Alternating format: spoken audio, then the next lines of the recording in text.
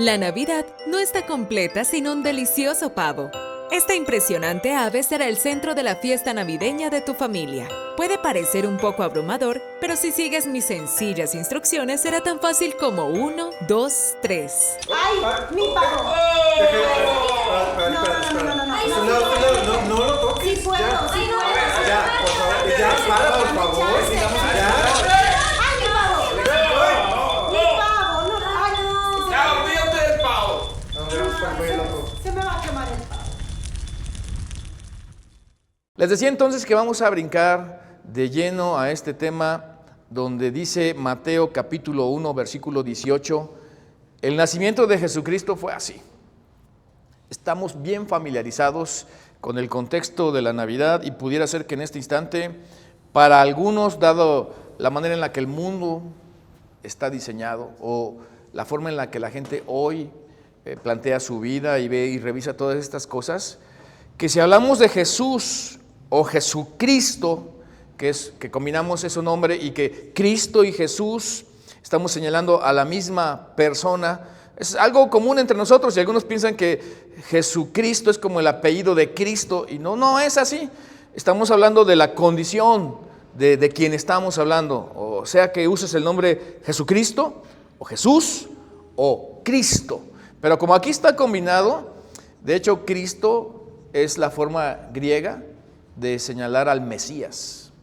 De ese que aparece hoy en las tarjetas, ¿no? Que nuestro Señor glorioso y nuestro Mesías y Salvador bendiga tu casa y esta Navidad esté llena de dicha y que todos los tuyos lleguen y se recojan a tu casa y vivan una experiencia inolvidable. Algo así dicen las tarjetas, ¿no? La verdad es que no nos detenemos mucho a ver quién puso y por qué puso lo que puso en esas tarjetas. Pues, mi tarjeta de felicitación de Navidad. Pero ese nombre tiene relevancia. De hecho, aquí en México es un nombre, Jesús, altamente usado.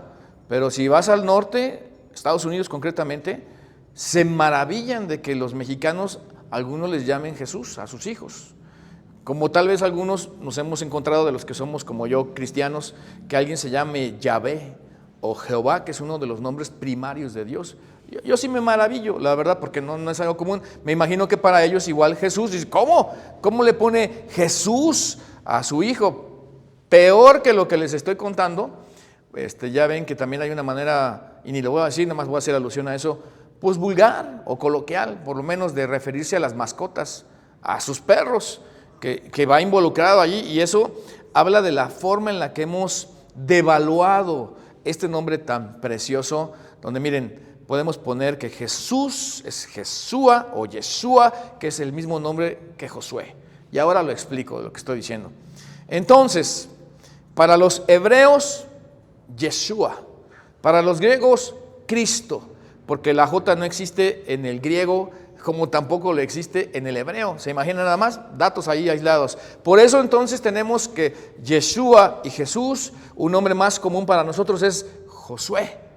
Y con ese nombre, Josué, que también tienen bastantes personas, vamos a retroceder en el tiempo y vamos a conectarlo con el nombre de Moisés, porque de esto se trata la Navidad, poder entender esa línea. Y ahí Moisés tenía un ayudante de nombre Josué, que era un emancipador, un conquistador, y que querían cuando Moisés, y bueno, Dios dijo, mi siervo Moisés ha muerto, le dijo a Josué, levántate tú, pues, para llevar a este pueblo del otro lado, porque tú repartirás al pueblo la tierra por heredad. Qué tremendo, ¿no? Mi siervo Moisés ha muerto. Pero han pasado 40 años de preparación para Josué, así que un niño no era, un jovencito tampoco, un viejo no, tampoco. Y este Josué era conquistador, era gente de guerra, que habría de blandir la espada y de echar fuera a los enemigos de la tierra que Dios les daría. Así que estábamos hablando de alguien que liberaba o libertaba o daba a la gente que había sido esclava la posibilidad de estar hoy conformados como una nación. ¿Ya conectaron el nombre? Porque Jesús, Yeshua y Josué es exactamente lo mismo. El que de parte de Dios es el Cristo, el libertador, el que va a salvar a su pueblo de sus pecados. No lo pierdan de vista y retrátenlo allí. Así que siguiendo con la historia podemos ver que Mateo completamente cree que Jesucristo es el Hijo de Dios. Cree que Jesucristo es Dios el Hijo.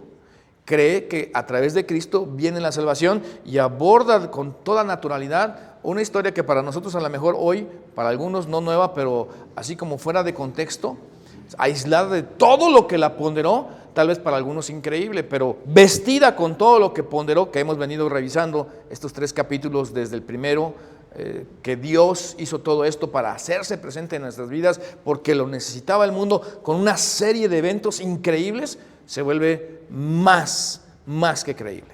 Así que la historia continúa, dice el versículo 18, su madre María estaba comprometida para casarse con José, pero antes de unirse a él, fíjense la palabra que se usa allí en esta versión, nueva versión internacional, resultó, de verdad, que estaba embarazada por el poder del Espíritu Santo. Me sonrío y río un poco porque de repente es que cuando los matrimonios hoy dicen, es que, o los que no están casados dicen, ay, es que se embarazó, quién sabe cómo. Por eso me sonrío, digo, algunos me han dicho, pastor, nos descuidamos. A ver, ¿a qué te refieres? O sea, gente no casada, que entra en relación, no, nos descuidamos y a esto me lo recuerdo, resultó, salió que estaba embarazada, de repente así. De hecho, algunos hasta conectándolo más dicen, ¿cómo? ¿Como por obra del Espíritu Santo? La verdad es que sabemos como adultos a qué me estoy refiriendo de nuestro contexto cultural, pero aquí hay una cuestión realmente increíble, maravillosa, que nuestro contexto no ayuda a la historia de la Navidad. ¿Cómo? No, miren, culturalmente hablando vamos a situarnos en el mundo de aquellos años donde el pensamiento griego con la colonización o el imperio romano ahora vigente, hay una mezcla de un imperio grecorromano en cultura, está dejando toda una tradición de forma de ver de las personas. Así que para los judíos que esperaban que Cristo viniera del descendiente o como descendiente del rey David, no necesitaban que la Virgen diera a luz, aunque cuando vamos a Isaías, en Isaías dice, he aquí que la Virgen concebirá y dará a luz un hijo y llamará su nombre. Cuando todo eso estaba profetizado, la palabra que se usa allí en hebreo para hablar de la Virgen habla de una joven, de una muchacha, de una no casada. No usa el sentido primario de estrictamente virgen.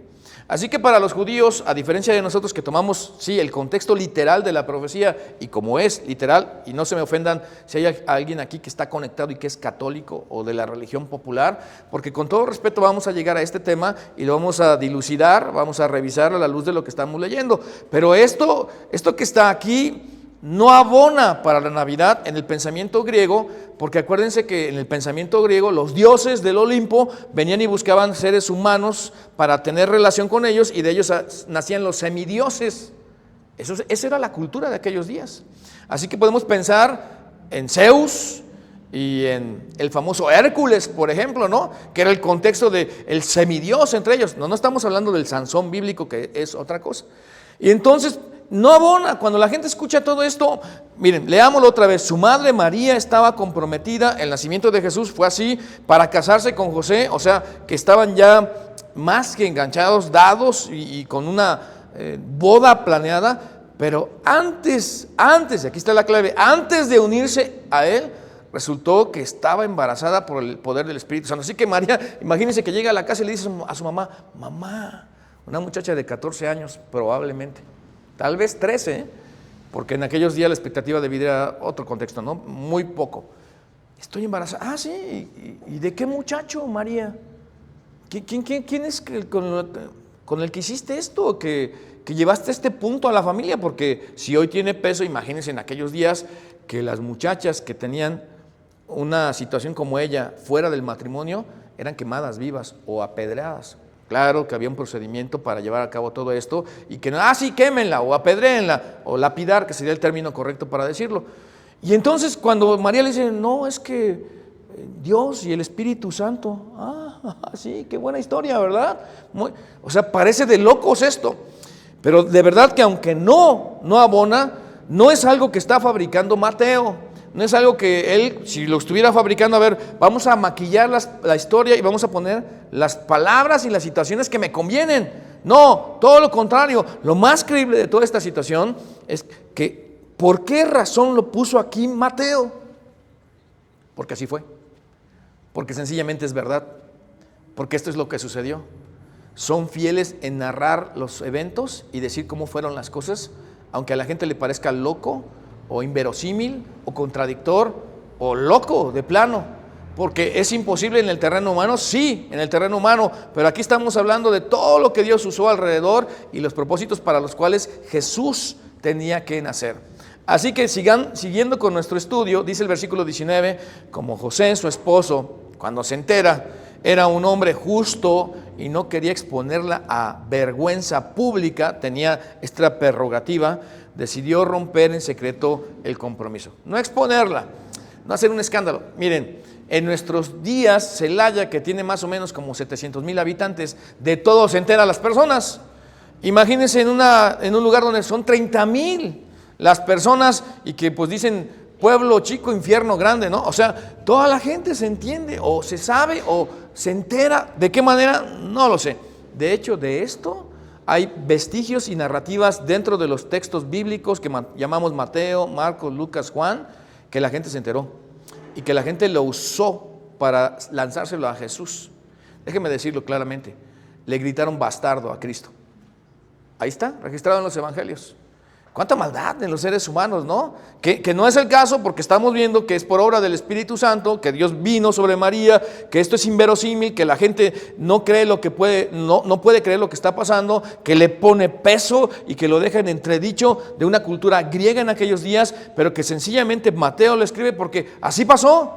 Y es la honestidad, la limpieza, la verdad de no maquillar y no fabricar, de no sacar algo de nuestras propias expensas. Una vez más, como José su esposo era un hombre justo y no quería exponer la vergüenza pública, decidió romper en secreto el compromiso. Pero cuando él estaba pensando o considerando hacerlo, se le apareció en sueños un ángel del Señor y le dijo. Así que él va por el lado justo, sin embargo Dios está detrás del asunto y ahora le toca que Dios le hable claramente. No como los balbuceos y los sueños o los de, ay, yo creo o me imagino, creo que Dios. No, cuando Dios te habla, eso es claro. Cuando Dios hablaba era claro, contundente y sencillamente así también tenía un efecto contundente. No era una situación fabricada o de querer llamar la atención. Esto no es parte del mensaje, pero yo creo que de los principales problemas, los digo aquí en secreto para que nadie, nada más entre nos, nada más, de los principales problemas, qué bueno que lo preguntan, que la gente tiene, es que nos gusta ser protagonistas.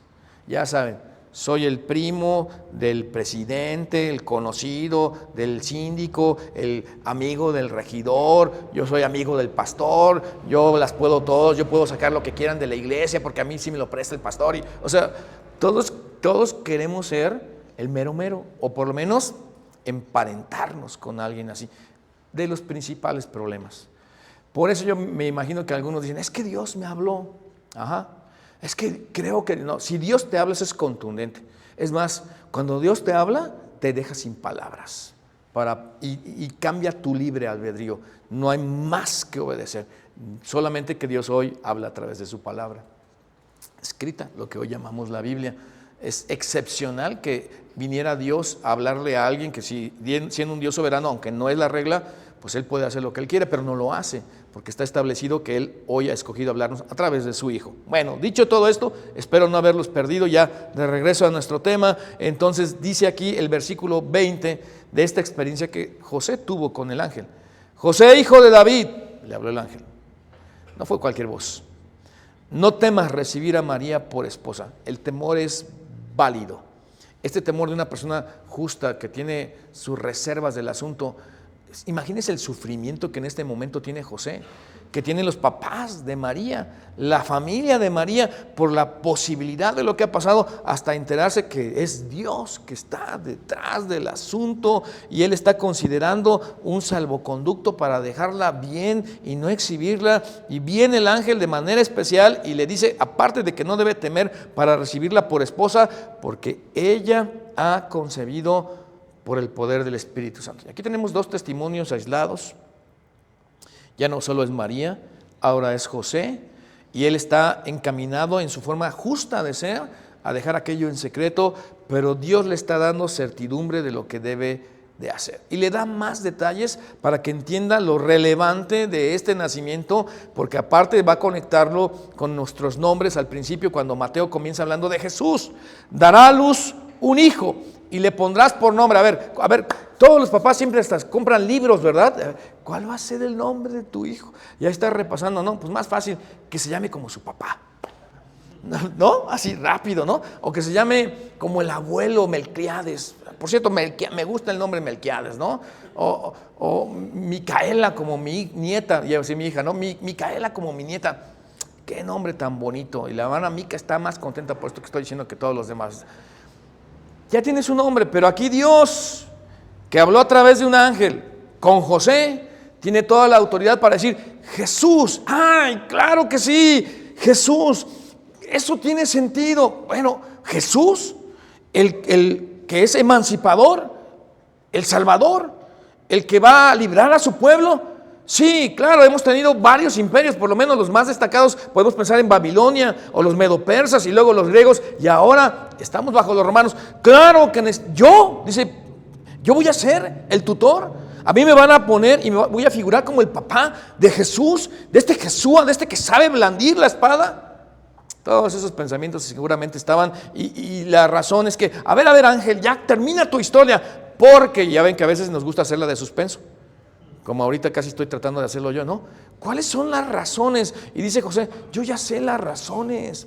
Nosotros hemos sido un pueblo vasallo hasta el día de hoy. Necesitamos a alguien que nos haga justicia y que ponga orden en nuestra nación. ¿O que acaso no son ya suficientes todos estos siglos en los que hemos estado ya por 2000 años desde la promesa de Abraham, esperando la promesa de Dios de que nuestra nación y en nuestra nación serían benditas todas las familias de la tierra? Y cuando pensamos que ya estábamos en posición de ser bendición a las naciones, vino la esclavitud, y desde los asirios, y después por los babilonios, y llegando a los medos persas, y ya dijimos griegos, y ahora romanos, no hemos sido más que vasallos.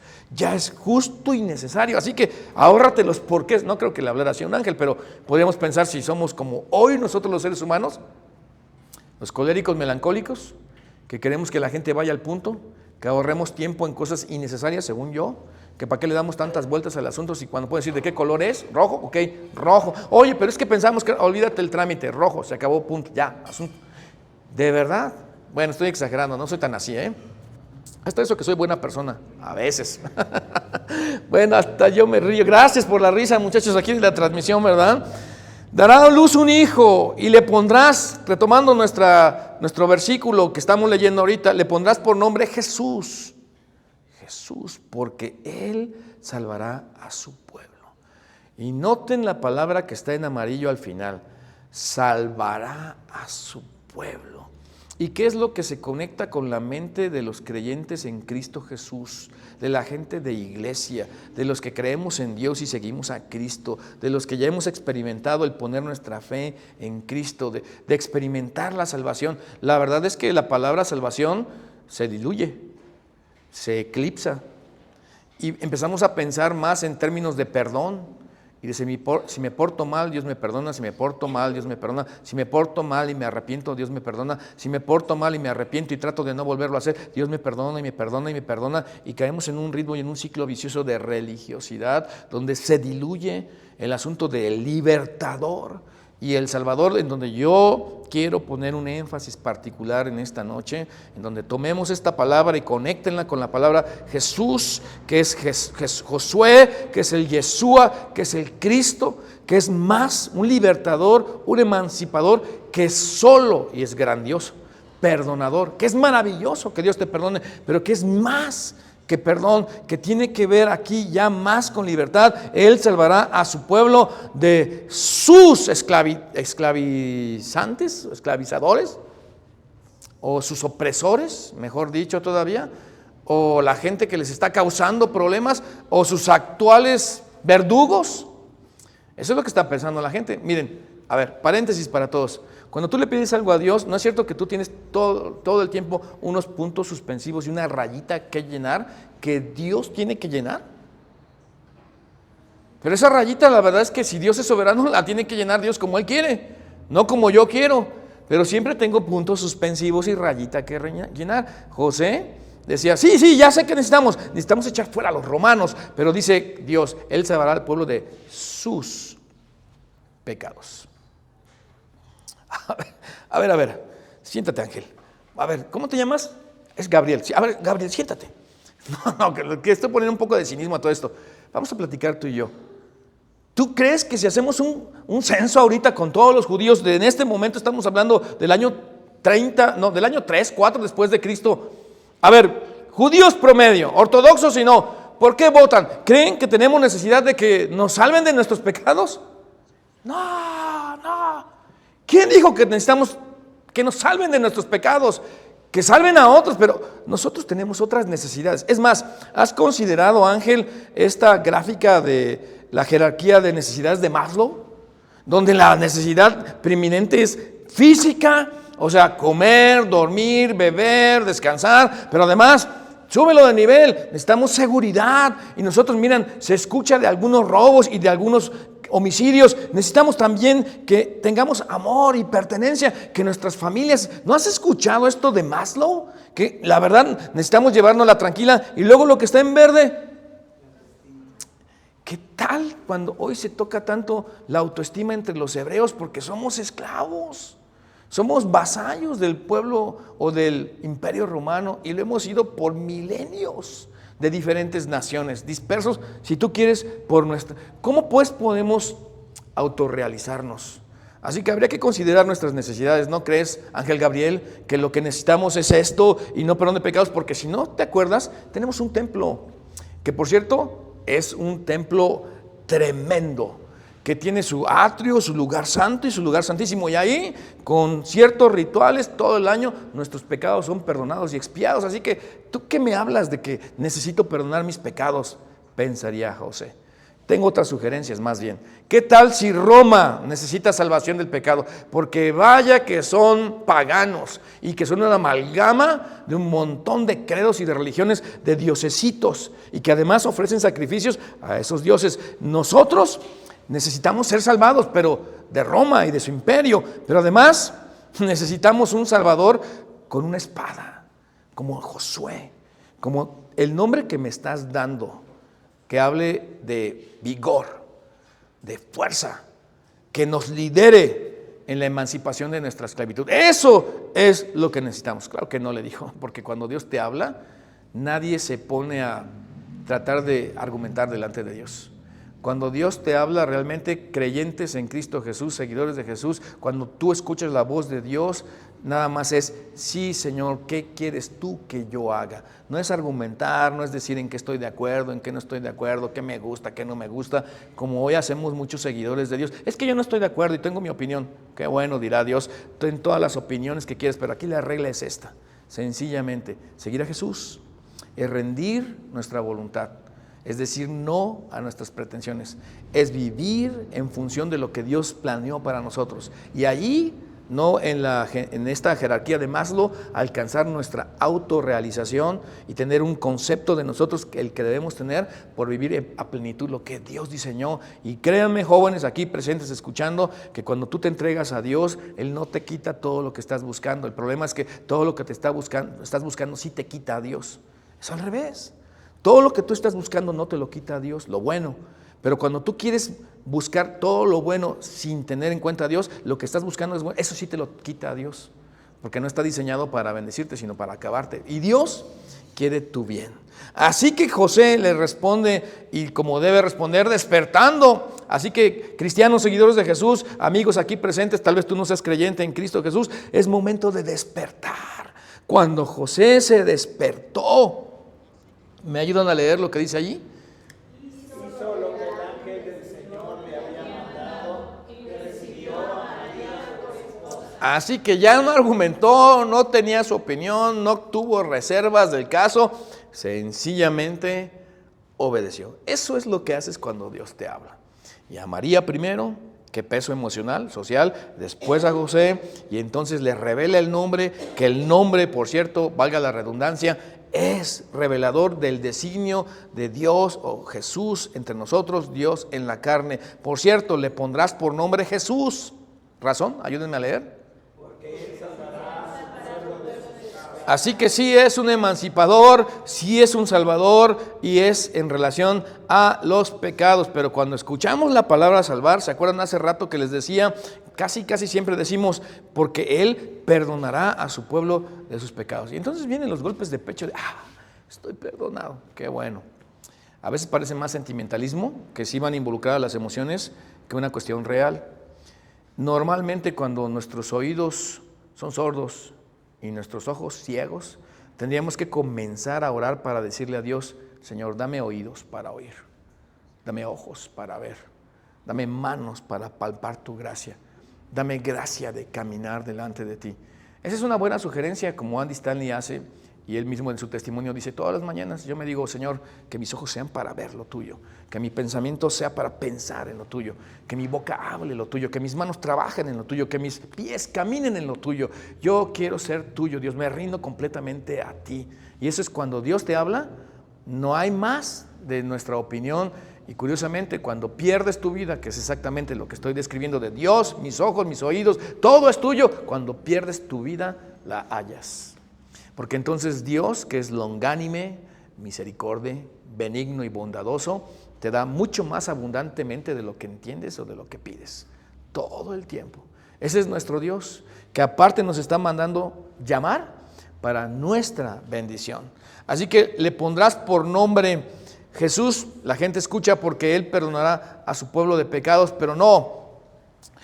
Realmente no podemos reducir la Navidad solo al perdón, que es grande, que es maravilloso, y decir las frases de nadie es perfecto para justificarnos y encontrar salvoconductos, pero Dios perdona, y sí, siempre. Pero mírenme, escúchenme, qué bueno que preguntan, cuando Dios perdona a alguien que ha cometido homicidio, ¿lo perdona? Sí lo perdona si se arrepintió, aunque haya cometido homicidio y cualquier otro pecado. Pero aunque haya sido perdonado, lo más probable es que pase un buen tiempo de su vida en la cárcel, porque las consecuencias ahí están. Así que aún muchos cristianos o personas que han sido perdonados llevarán las consecuencias de su pecado, porque donde hay pecado, el pecado mata. El pecado siempre mata, el pecado siempre acaba. Ha acabado con algunos matrimonios, ha acabado con algunas iglesias, ha acabado con la relación entre amigos, ha acabado con algunos papás e hijos. El pecado siempre acaba, aplasta invariablemente. Y miren, algunos dirán, ¿de qué está hablando cuando habla de pecado, pastor? Eso se oye muy religioso, muy teológico. Te lo voy a poner muy sencillo. Eso que quieres hacer y que no está bien, es pecado. Eso que has tomado y que no es tuyo, es pecado. Eso que has dicho y no es verdad, es pecado. Dilo como quieras y argumenta como quieras y habla de él como quieras. Sencillamente es la forma de, en una palabra, hacerlo sencillo y decir, todo eso que hacemos planeado y que no está bien, es pecado. Y que te daña, y que daña, y que los daña, y que mata, y que acaba. Por eso no podemos reducir la Navidad al perdón como la temporada de perdonar, porque Dios es perfecto y nosotros no, por eso Dios perdona todo. Pero fíjense nada más cómo lo señala Jesús para hablar de la vida que va más allá del perdón y que va más allá del simple sentimentalismo de decir, me equivoqué. El ladrón, dice Juan capítulo 10, versículo 10, no viene sino para hurtar y matar y destruir. Yo he venido para que tengan vida y para que la tengan en abundancia. Eso es otro nivel.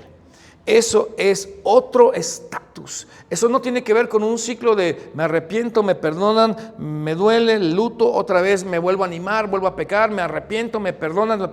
No es esa religiosidad. Es la forma en la que Dios te quiere llevar a otro nivel de vida, de libertad, de no tener un amo.